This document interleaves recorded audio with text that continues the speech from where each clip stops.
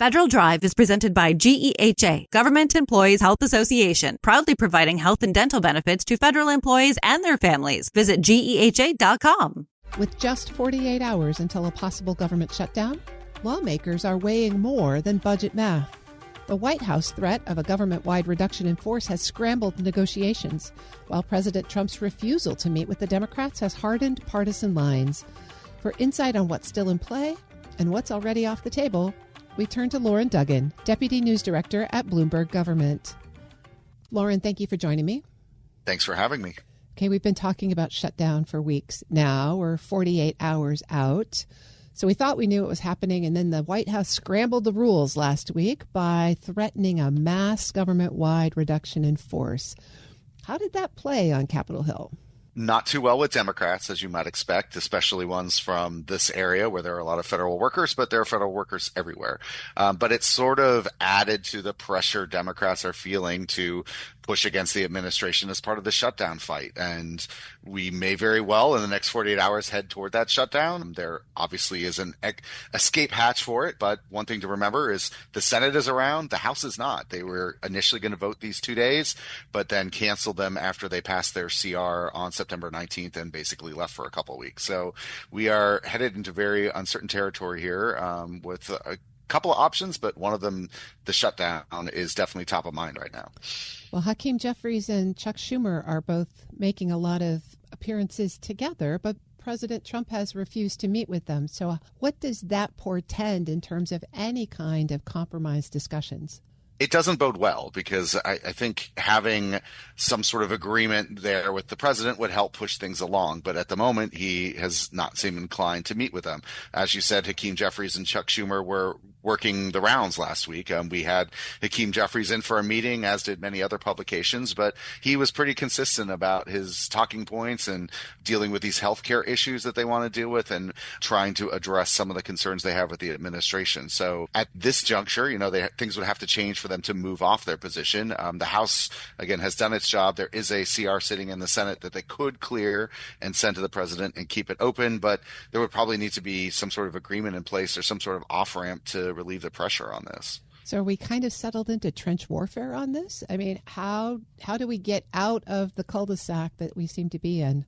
The easiest way between now and midnight on Wednesday morning is for the Democrats, a number of them, to go over with the Republicans and support the CR through November 21. That would be one way out of this. But that is not very palatable for the reasons we've discussed. They wanted protections against more rescissions. They wanted extending the Affordable Care Act premium tax credits that have made the healthcare easier to buy for people. And they had other things they wanted in their proposal as well, like canceling $1.5 trillion in the cuts under the tax law that was just signed earlier this year. I don't think that full menu of options is what they would get. But, if they could get some sort of compromise, maybe they go along. But that remains to be seen as they head back into town this morning. Well, and there doesn't seem to be any movement from the White House that any kind of compromise is of interest. No, they haven't. They'd like the CR to go through. They'd like the government to operate. And, we've talked about Russ Vought a lot over the last several weeks, who said that the appropriations process should be more partisan, less bipartisan. And sort of the memo he sent around last week and some of the moves to date have made people feel that way. But we'll have to see if the White House will change his mind, or if the president in particular will change his mind and maybe agree to something on the ACA, at least in principle. But, that may be enough to get this moving forward, but it may not. So, Lauren, let's look into our crystal ball. Maybe a little cloudy and foggy, but assume some miracle occurs and we get a CR that avoids a shutdown on Wednesday. As you've said, that really just kicks the can. I mean, we're still supposed to have regular order and appropriations or maybe another CR, but there seem to be some really fundamental differences here, like lack of trust between the parties and OMB. How do you see the resolution of this? Like, are we completely broken, or can we get appropriations through after all? On the optimism side of the equation, there are these three bills that they've begun negotiating: the military construction VA, legislative branch, agriculture FDA. Small chunk overall of the total pie, but 3 of the 12 that they need to do every year. And there's interest among both parties in both chambers of doing something with that and maybe reaching a deal.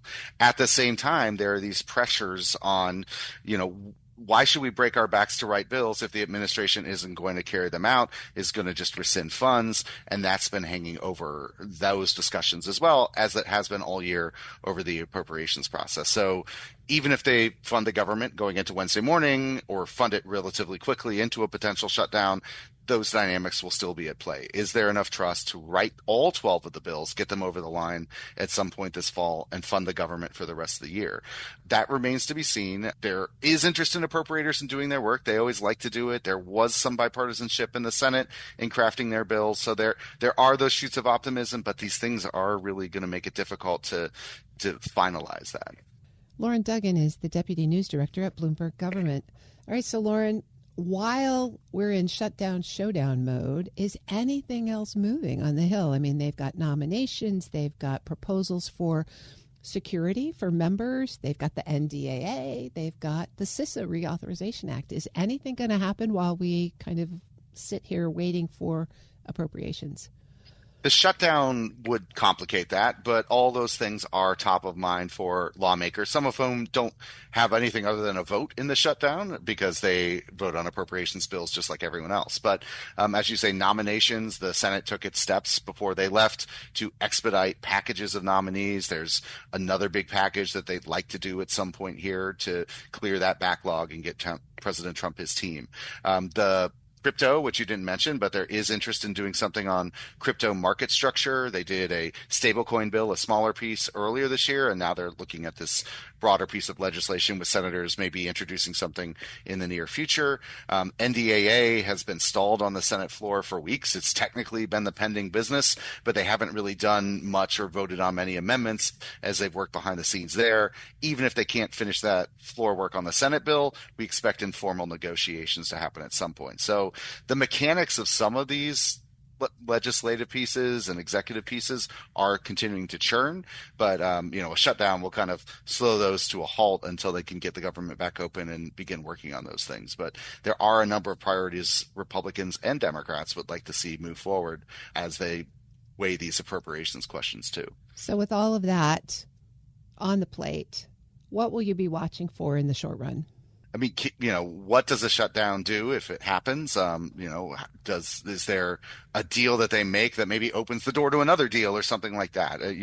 We don't want to be completely glass half empty on this because they have pulled things from the jaws of defeat before, as we saw a couple of years ago when we woke up on a Saturday, September 30th, thought the government was shutting down, and it didn't. So there could be a path out of this. But, how the parties respond to this, how they get back together, if they can have the kind of talks they need, because the 60 vote requirement in the Senate does require some degree of cooperation between the two parties, and we'll be looking to see if they can get that and what they do with it once they do. Well, I guess all that's left for us is to keep our fingers crossed. And to keep watching for sure. Yeah. I've been speaking with Lauren Duggan. He's the Deputy News Director at Bloomberg Government. Lauren, thanks as always. Thank you. We'll post this interview at federalnewsnetwork.com/Federal Drive. Hear the Federal Drive on your schedule. Subscribe wherever you get your podcasts.